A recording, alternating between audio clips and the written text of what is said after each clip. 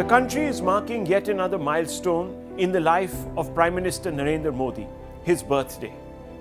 And it is perhaps a great time to look at how the Prime Minister has impacted not just our lives but also, of course, India. There is one facet that many people attribute to Modi, one major contribution they talk about, how he has propelled the rise of Hindu consciousness in India. Let's examine this. In my book, Modi in India, there is a reference to a pivotal moment in Prime Minister Narendra Modi's tenure. The image of Modi executing a Dandvat Pranam before the idol of Lord Ram in August 2020. You'll see it on your screens as we speak.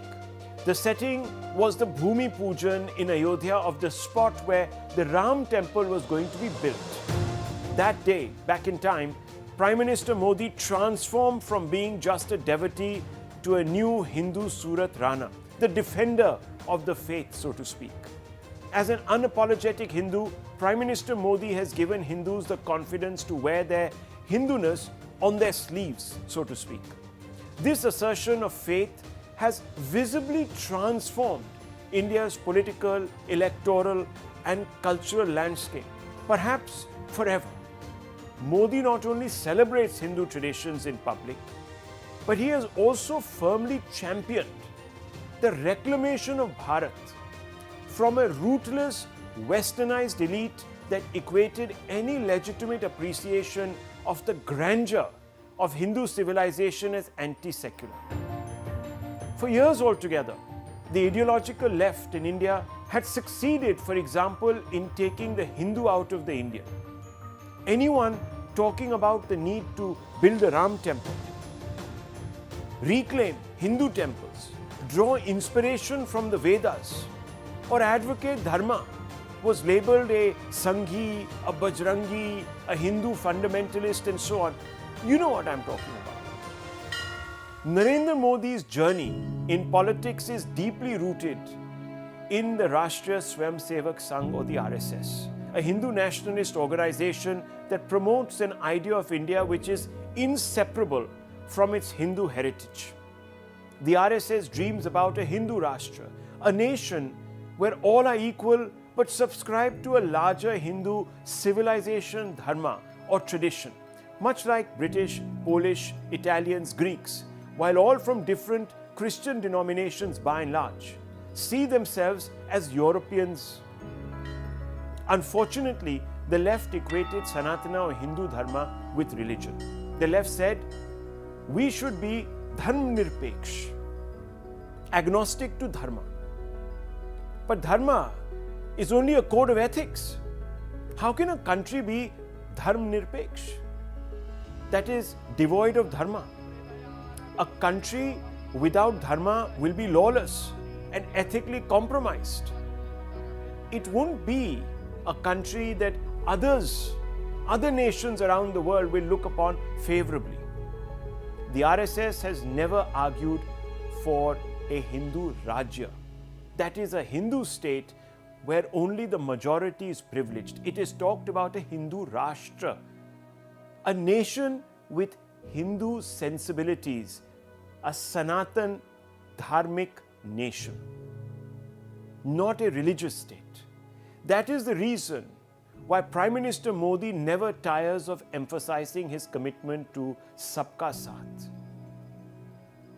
And Modi, if you look back at his years in office, his tenure, for example, as the Chief Minister of Gujarat from 2001 to 2014, and his rise to national prominence, you will see were marked by his firm alignment with this ideology that he obviously has traced to his own roots in the RSS. His appeal was multifaceted. He presented himself as a pro-business, development-oriented leader while also championing Hindu interests. This dual appeal was called Moditva and allowed Modi to tap into the aspirations of both India's middle class and its majority, a strategy that became even more pronounced once he assumed the office of Prime Minister in 2014. Modi's speeches frequently invoke Hindu symbols, festivals, and historical figures.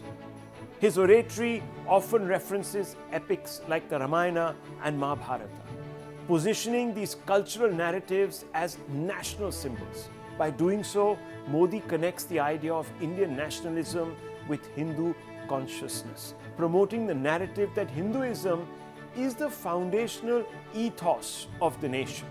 It is much beyond being a religion.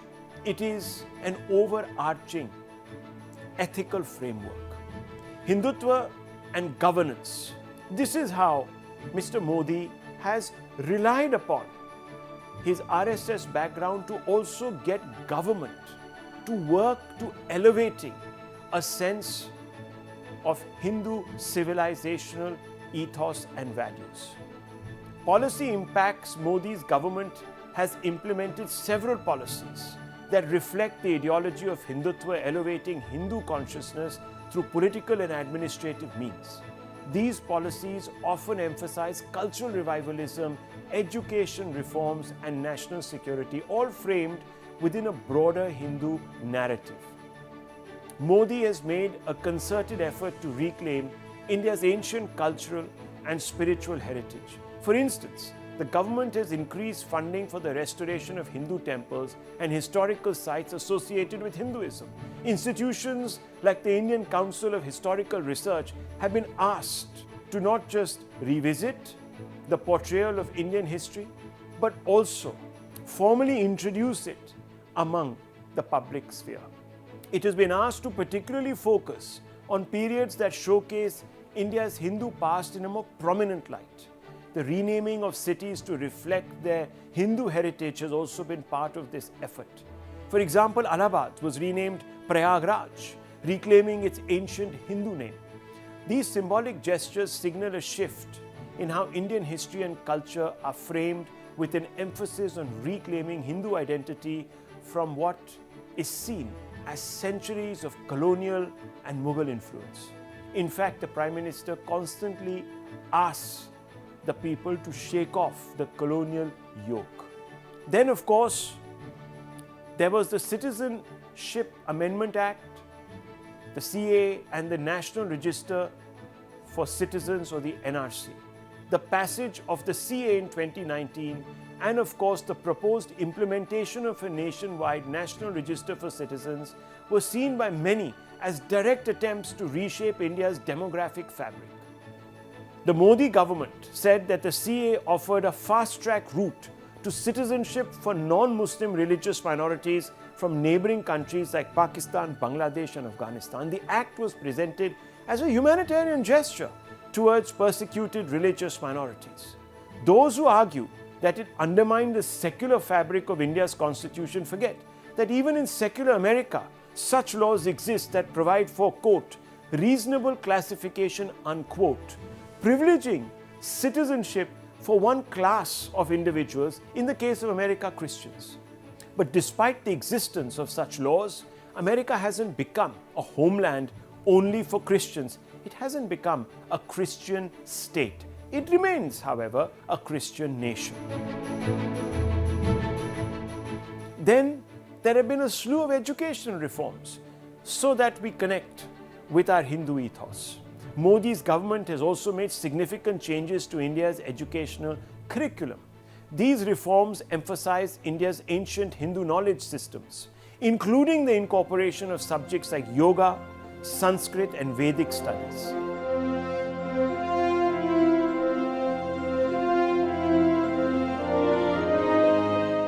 The new education policy, the NEP 2020, aims to revive traditional Indian knowledge systems while making education more aligned with India's cultural roots, its dharmic traditions. This, again, is in line with the broader Hindutva agenda of emphasizing Hinduism as an essential part of Indian identity. Then, friends, you will remember the abrogation of Article 370.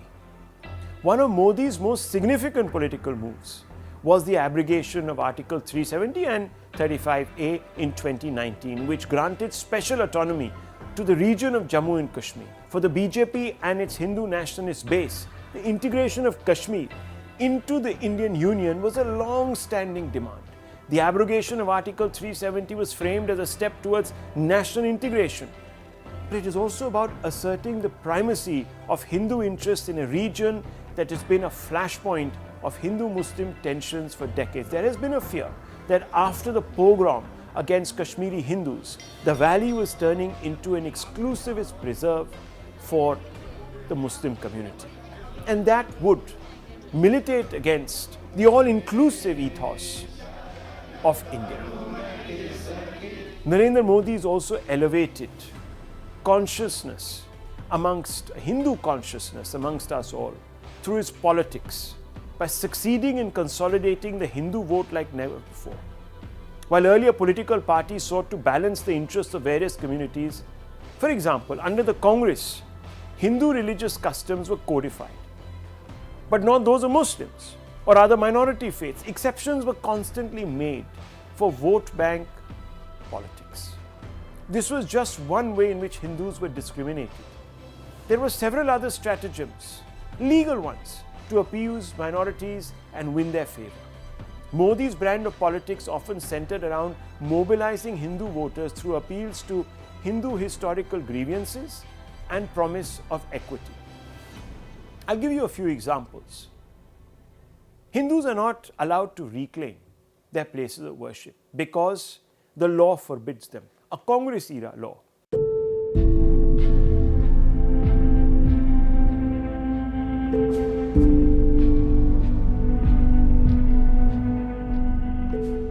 Modi has always said that if India has to be a truly secular democracy,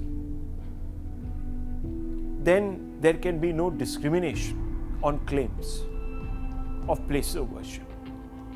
Modi has also obviously said on a number of occasions that all citizens, if we are to live in a secular nation, must be judged by civil law, the UCC.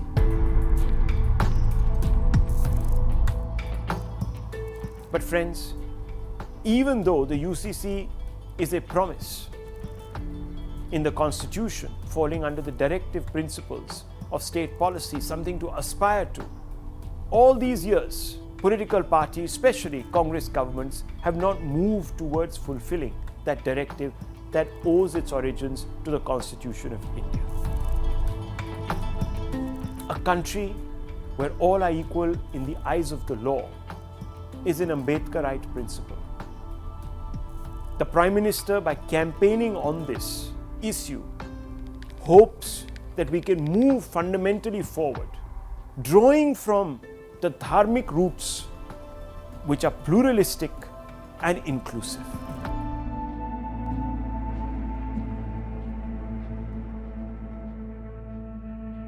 There's also been an international projection of Hindu consciousness.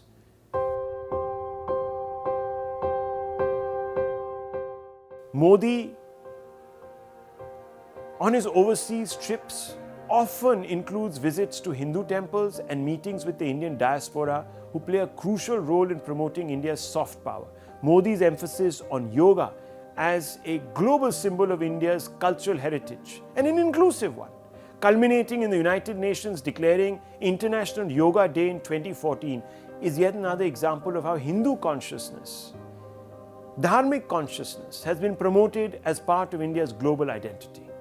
In conclusion, Modi's efforts to elevate Hindu consciousness will be judged by how well India balances its Hindu cultural resurgence with its foundational commitment to pluralism and diversity.